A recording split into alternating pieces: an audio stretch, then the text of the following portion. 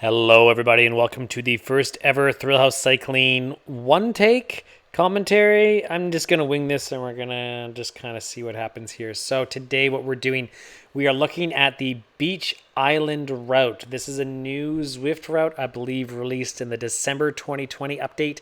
And this is going to be the route that we're going to be shredding, riding, enjoying on tomorrow's THC group ride. So, I have this at 4 times speed. Sadly, my cadence does not look like that. Otherwise, I'd be a much better track athlete. I've never ridden on the velodrome, but nobody cares. Nobody cares. So yeah, we're just going to take a quick look at what this route is like, and I'll give some impressions. So yeah, here we go. So this was a sprint workout I was doing. So I swear to God, this is not any kind of flex because there's not much to flex here in terms of watts.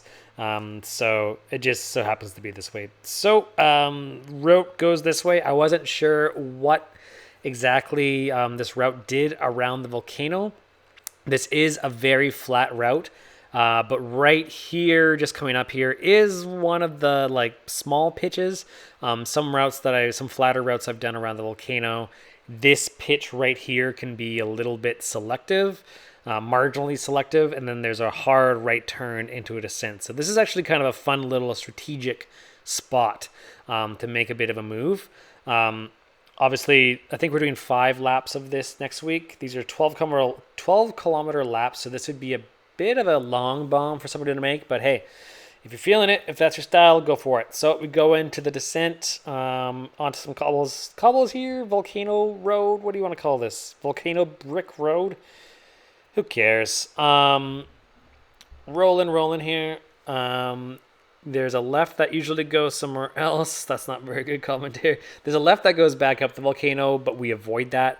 This bypasses that, so bone flat here. I don't believe there's any added resistance from this section of road either. Oh, you hear that sound? That's the sound of me scratching the 4 hairs on my chest. See my vest. Okay, but we do go into this kind of dirt section here. This is a bit of a difficult section for 2 reasons. For one, it's pitchy, so we're seeing it's pitching up to that kind of 3% mark. But somebody did tell me that on the dirt there's more resistance, so the draft effect is minimized. So this is going to be a tough spot in that in the event. But it goes left here. If it goes right, there's a little bit more climbing. But no, we go directly into a flat sprint, I believe. I don't know why. Somebody was pointing this out the other day. I don't know why they really point out these sprints on the... Oh, look, there I'm sprinting. That's cool. Wow. Come on, John. Come on. Wait. Oh, shit. I just said my name. Get a power up and then go. Oh, there's me scoping my 5-second power. Okay, and then we go into this kind of brief rolling section here. So a little pitch here, 3%. But then I think this left right here is a new section of road, I think. Wait, no, maybe not. It's not new. Not new at all. But yeah, again, slight descent here. Noodling along.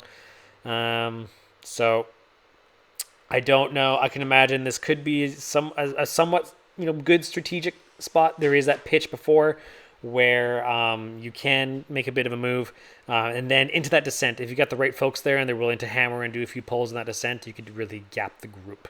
Again, more flat here, a bit of a descent over some bridge. Who the fuck cares what it's called? Going around this bend, that's pretty cool. This mountain bike here, just get the hell off my tail, beat it.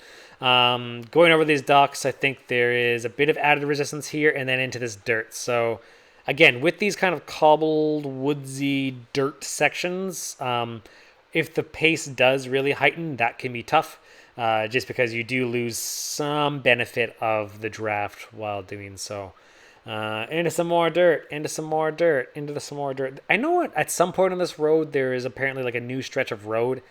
I don't really know where that is. It may have been that turn after the what have you, the little pitch I talked about. Remember that?